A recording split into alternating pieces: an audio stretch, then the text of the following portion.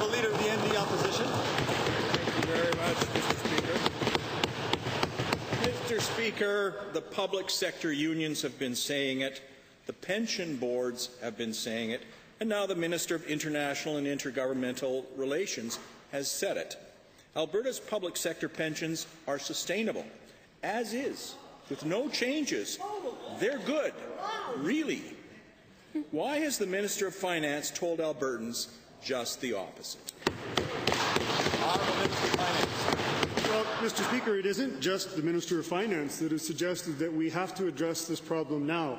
The unfunded liability that is currently on the books has been addressed through the contribution rates that the members are making. We've said that all along, Mr. Speaker. This is not a great revelation for either the honourable member or for the unions.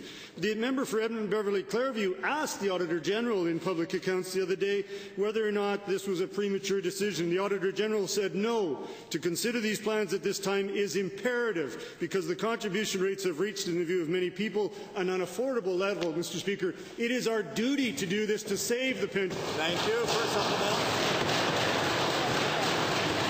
Thank you very much, Mr. Speaker. The Minister of Finance has misrepresented what the Auditor General had said.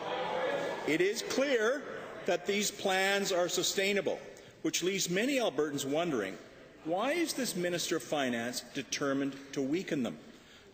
Why does the Finance Minister want to force public employees to work longer and retire with less? Honourable Minister of Finance.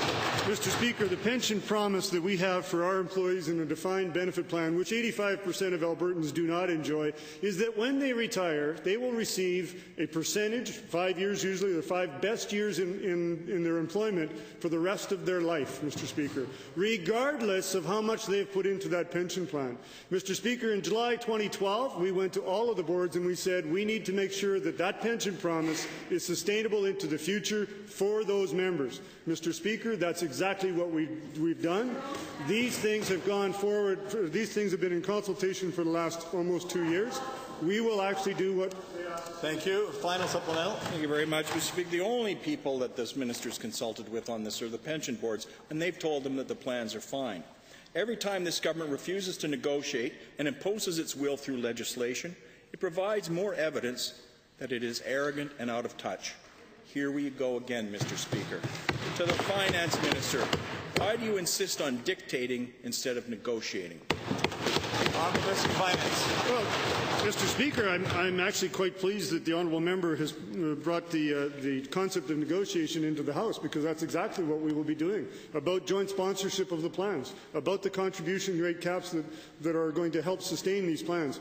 What is, Mr. Speaker, arrogant and perhaps even misleading to Albertans and the pension plan holders is the fact that this is going to lessen their pension. The pension promise, Mr. Speaker, at age 65 is exactly what we are trying to save for all of those members of the plan.